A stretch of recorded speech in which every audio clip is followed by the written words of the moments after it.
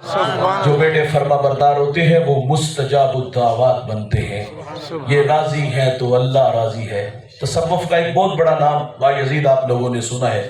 ایک دن والدہ سے کہا ماں اگر آپ ناراض نہ ہو تو ایک گزارش ہے, آپ اپنے حق نہیں معاف کر دیں. کہتی میری آرزو ہے کہ میں اللہ کو راضی کر لوں.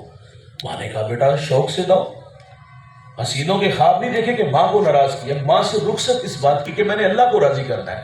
کہا بیٹا شوق سے داؤ. فرمایا جنگلوں میں, بیابانوں میں, ویرانوں میں, غاروں کی تنہائیوں میں اس کا نام لیا, ہستی ہی مٹا دی بھائی.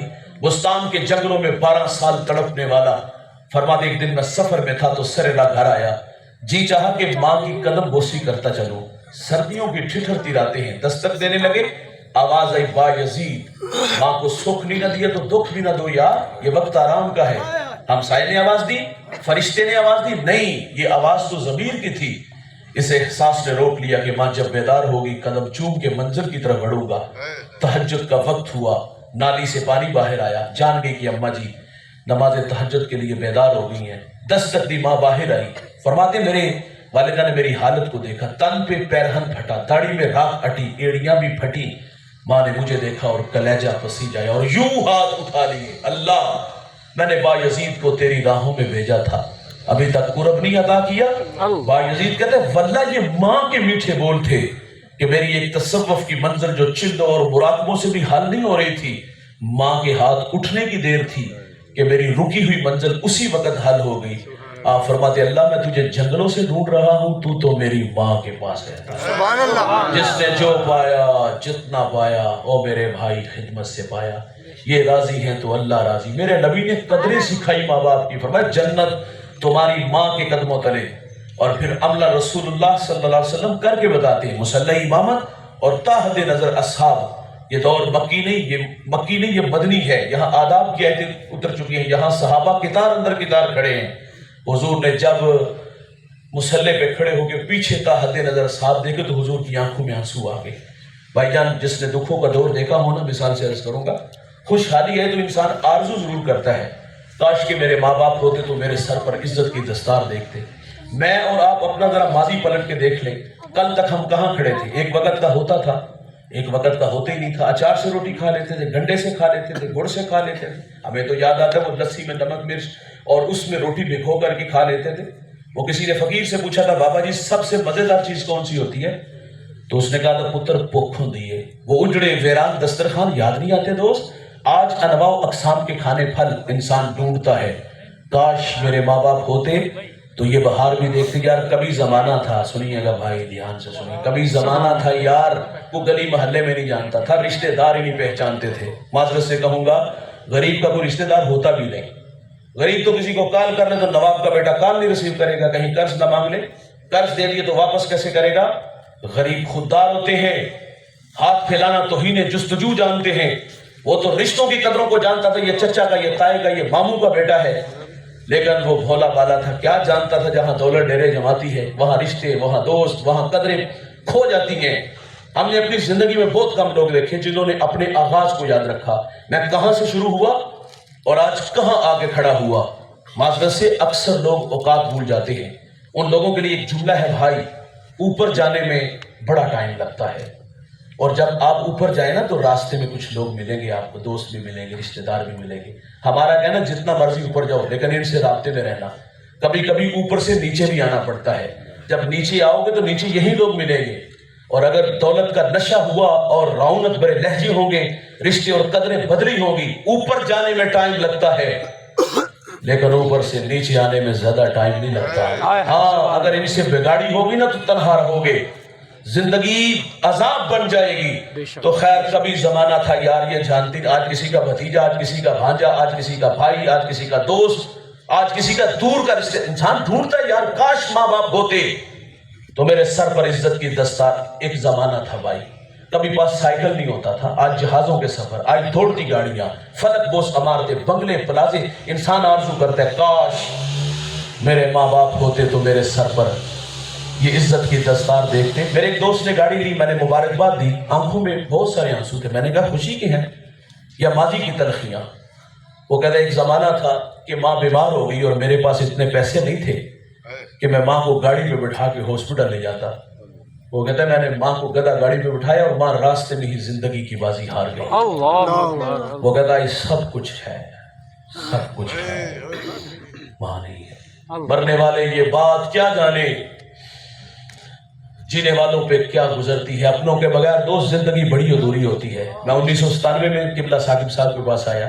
میری والدہ نے انگلی حضرت کے ہاتھوں میں دی، کہا میری آرزو جن راہوں کے آپ راہی ہو. یہ بھی ممبر پہ بیٹھ کے اللہ رسول کی باتیں سنائے. 2 سال بعد دائی اجل کو لبیک کہہ گی. ہم نے بھی جانا ہے، جانے والے یاد بڑا آتے ہیں، تڑپاتے تو بڑا ہے. میں ان راہوں کا راہی رہا. میں آج پورے پاکستان میں جاتا ہوں. انسانی فطرت عرض کرنا، کبھی کبھی آرزو تو مچلتی ہے، بھائی ماں ہوتی، پردے میں بیٹھ کے اللہ رسول کی باتیں سنتی، میرا قد کس قدر بڑھتا. انسانی فطرت ہے بھائی. اور میرے نبی مصلی پہ کھڑے ہیں، ماں یاد آ گئی. ماں کب بچھڑی؟ جب میرے نبی کی عمر 6 سال ہے. ابا نامی ایک بستی آئی جہاں سید آمنہ رضی اللہ تعالی عنہا آ کے رک جاتی ہے. بخار نے آ گھیر لیا اور آپ جان گئے کہ یہ بخار میری جان لے لے گا. وقت رخصت ام ایمن کو کہا کہ میرے بیٹے محمد کو باحفاظت عبد المطلب تک پہنچا دینا. پھر حضور کو پاس بلایا. ادھر بچپنے کی معصومیت، پیشانی میں نبوت کا نور، اور ماں بیٹے میں خوب سی گئی. 2-1 باتیں ہوئی، پھر ہمیشہ کے لیے پہاڑوں میں سو گئی. آپ فرماتی بیٹا ہر نئی چیز نے پرانا ہو جانا ہے، ہر باقی نے فنا ہو جانا ہے. فرمایا بیٹا میں بھی جا رہی ہوں لیکن سنو میرا ذکر باقی رہے گا. فرمایا اس لیے کہ میں تیرے جیسا پاکیزہ اور ستھرا محمد چھوڑ کے جا رہی ہوں. سانسوں کی مالا ٹوٹ گئی، موتی فضا میں بکھرے. میرے نبی ماں سے لپٹے، لپٹ کے روئے.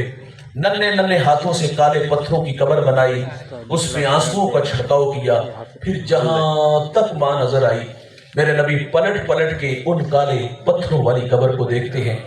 میں سید آمنہ کے مزار پہ 2 دفعہ حاضر ہوا ہوں. یہ مدینہ سے تقریباً 300-350 کلومیٹر کے فاصلے پر ہے. جب میں پہلی دفعہ حاضر ہوا سحری کا وقت تھا، پہاڑ کے نیچے تھا، ماحول خاموش تھا، ہوا کا کہیں سے کوئی ایک جھونکا بھی نہ آیا.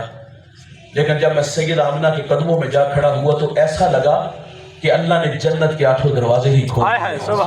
آج بھی جنت سے ٹھنڈی ہوائیں سید آمنہ کو سلام کرنے آتی ہیں. میرے ساتھ کچھ علماء تھے. میں نے کہا یار آج ہم بھی جس طرح حضور ماں سے بچھڑے تھے، پلٹ پلٹ کے دیکھا تھا، اسی ادا کو اپناتے رخصت چاہیں. میں نے کہا چلو آؤ پلٹتے ہیں، چلو آؤ بچھڑتے ہیں. ہم بچھڑے، ہم نے پلٹ پلٹ کے دیکھا حضور کا بچپنا، اور وہ بچپنے کی تڑپتی کہانی یاد آئی. مقام بدر تک ہماری ہچکیاں اور سسکیاں تھمنے کا نام نہیں لے رہی تھی. ام ایمن کہتی میں حضور کو لے کے پہاڑ سے نیچے آئی، پلٹ کے دیکھا تو حضور ساتھ نہیں تھے.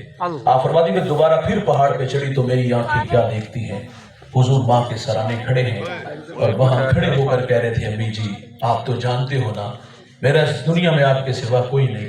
ام ایمن کی جان نکل گئی، سینے سے لگا لیا. میرے نبی فرمایا کرتے تھے ام ایمن میری ماں کے بعد میری ماں لگتی ہے.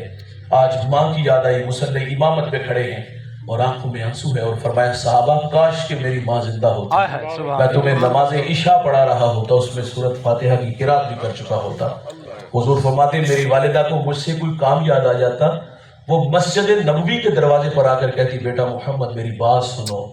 حضور فرماتے نماز توڑ کے پہلے ماں کی بات کو سنتا.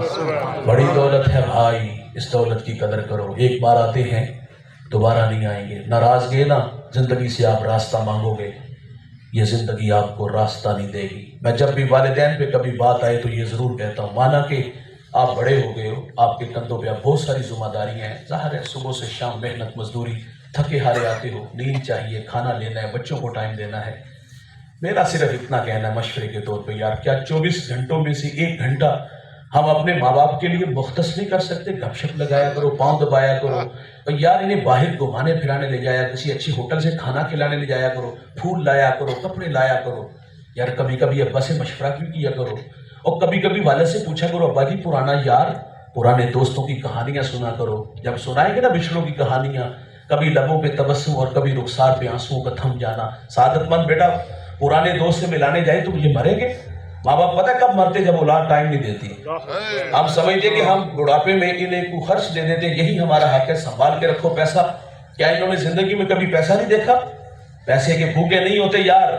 ماں باپ کی بڑھاپے میں آرزو ہوتی کہ ہمارے بچے ہمارے ساتھ کچھ وقت گزارے. پیسے کی ضرورت نہیں، مفاد کے رشتے اور بڑے ہیں آپ کے ساتھ اور انہیں آپ کے پیسوں کی ضرورت ہے. ماں باپ کو ضرورت نہیں بھائی. ہمارا کہنا صرف ہے کہ یار कुछ वक्त अपने माँ बाप के लिए रखा करो, इनकी खिदमत आशिकों की तरह किया करो, इनके साथ वक्त गुजारा करो। तो मेरे करीम ने आकर के उस माशरे को माँ बाप की कदरें सिखाई। हमने अरब माशरे को पढ़ा, बेटी के साथ क्या सलूक था। बेटी मनहूस थी, बेटी जिंदा दरगोर हो रही थी। सुनन दारमी का हवाला, एक सहाबी ईमान लाने के बाद हुजूर से अर्ज करते, हुजूर मैंने ज़माने जahiliyyat में अपनी बेटी को पानी के कुएं में डुबो के मारा है और उसकी चीखें आज भी सुनाई देती हैं। बात सुनाते हुए खुद भी आप दीदा हुआ और हुजूर की आंखों में भी आंसू थे। अर्ज की, हुजूर मैं अपनी बेटी को जब कुएं में धक्का दिया तो वो गोता खा के ऊपर आई, उसने मेरी तरफ देखा और मुझे देख के कहती, हाय मेरे अब्बा मुझे बचा ले। मेरे नबी इतना रोए कि सारी दाढ़ी आंसुओं से तर हो गई। हुजूर फरमाते, मुझे दोबारा बताओ, जब तुमने अपनी बेटी को कुएं में धक्का दिया, वो नन्ही कली गोता खा के ऊपर आई, तेरी तरफ देखा और उसने तुझे देख के क्या कहा? उसने कहा, हुजूर उसने कहा, अब्बा मुझे बचा ले। ये बेटी पानी के कुएं में डूब के मर रही थी, ये बेटी जिंदा दरगोर हो रही थी। इस बेटी को मनहूस कहा गया। मेरे नबी ने आके बेटी का बेकार बुलंद किया, फरमाया, मेरी बेटी फातिमा मेरे जिगर का टुकड़ा है। बेटी मिलने आती तो मेरे नबी उठ के इस्तकबाल करते हैं और जिस जगह खुद बैठते वहां साथ बेटी को बिठाते हैं। हुजूर सफर के लिए तशरीफ ले जाते, सबसे आखिर पे मिलते हैं, वापस आते तो पहले बेटी को मिलते हैं। उम्मत को तालीम दी, घर में खाने को कुछ लाओ, पहले बेटी को फिर बेटे को दो। इतना प्यार बेटियों को दिया। मुझे फिर सागिर का कहना याद आता है कि कौन कहता है कि जुल्मात ने दम तोड़ दिया। हुजूर ने बेटियों को इज्जत दी।